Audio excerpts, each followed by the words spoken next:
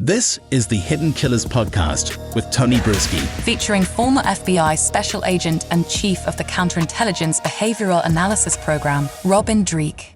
So what does one do when the expert witness that you hired to come testify goes back to office workplace and starts recanting their testimony to coworkers, allegedly?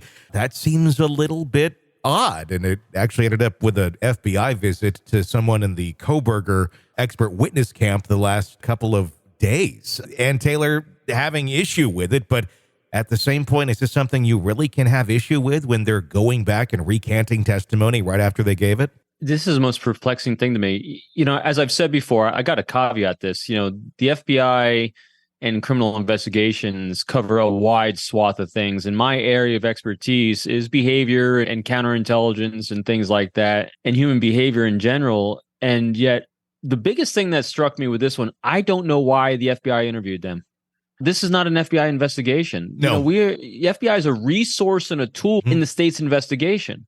Why would, and I get that the prosecutor asked two FBI agents to go interview Gabriela Vargas again. And I'm like, why would they ask the FBI? Why don't they send their own investigator? I mean, the whole thing is just like, it just fueled the defense's fire really well, I think. Very much. And that's my initial question. Yes, it sounds real official. It sounds, we're going to get to the bottom of this because we're sending two FBI agents to go and question her about it.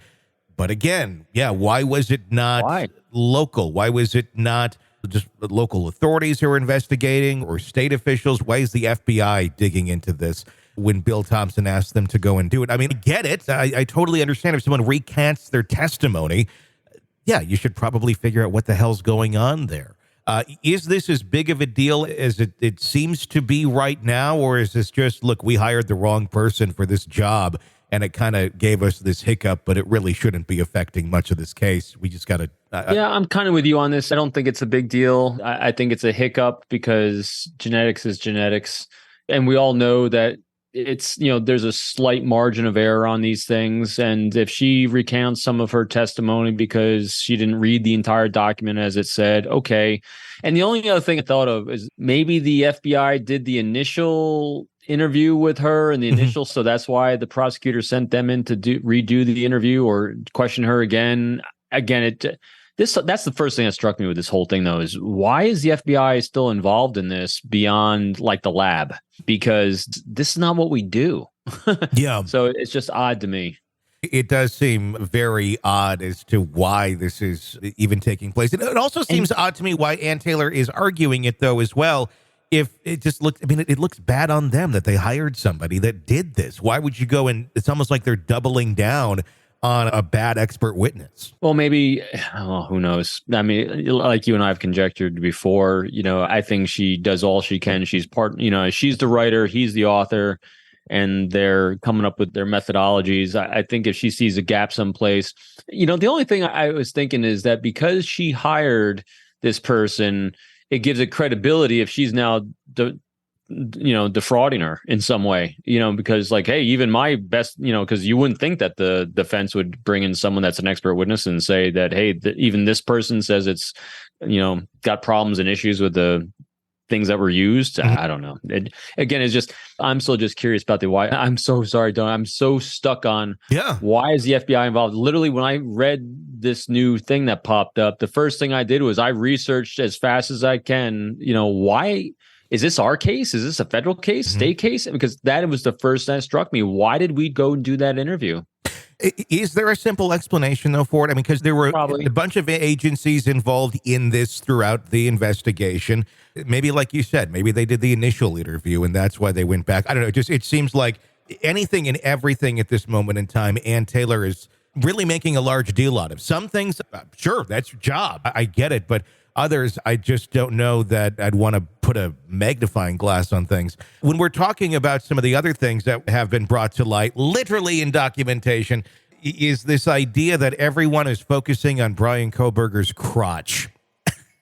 Now, this is literally in the documents. There had been some people that speculated on one of the video shots of him in the courtroom entering specifically. It did look like his fly was about halfway zipped up. I think anybody's going to make that that statement and point that out if with anybody, if this is how they're dressing as they walk into the courtroom, and maybe they didn't realize that as high profile as this is, but it certainly was far from the camera focus on most of the hearings that went on. Are they just kind of grasp at anything and try and get the cameras out with any reason they can possibly go for right now? I would say so. I didn't even pick that one up. Yeah. Boy, the whole defense on this it's all over the place. It's seemingly... It is. It's one of those things that's kind of like shooting a shotgun and hoping one of the pellets hits. And it's the most puzzling thing to me but again, I think it's a sign of desperation. And it makes me wonder how many more random shots are they going to take out there that really don't go anywhere? And how will that end up affecting the credibility of the case from the defense standpoint? That seems to be their biggest concern, is credibility, making sure that the witnesses or that the jury is not tainted. And those are good things to not want to have to deal with in your trial. You want a fair jury. You want all of it to go forward, but it feels like they're stirring the pot and almost creating issues where there maybe are none. I really think at this point they're doubling down on their methodology. So again, we've applied the behavior arcs of people's lives to Kohberger and the other people we've examined. Now we can apply it to defense in this. This is their behavior arc. And when you said, I wonder how much more they're going to do, they're going to continue to do it right up until, I think, the trial, because this is their behavior arc of constantly picking, going. Because I think what the attempt is, again, my conjecture is if they can get one seed of doubt with one person, it's going to save his life. And if all they're doing is keep trying with all these different things that might resonate with that one person that they don't know. So when faced with that insurmountable evidence, I think, against him, this is what you're going to do. This is the behavior arc they have, is just keep throwing it at keep throwing it at it. Just keep shooting, keep going for something. I think they're hoping that something is going to stick, not for us as the general population. I really think that she's trying hard to sow doubt in whoever is in that jury.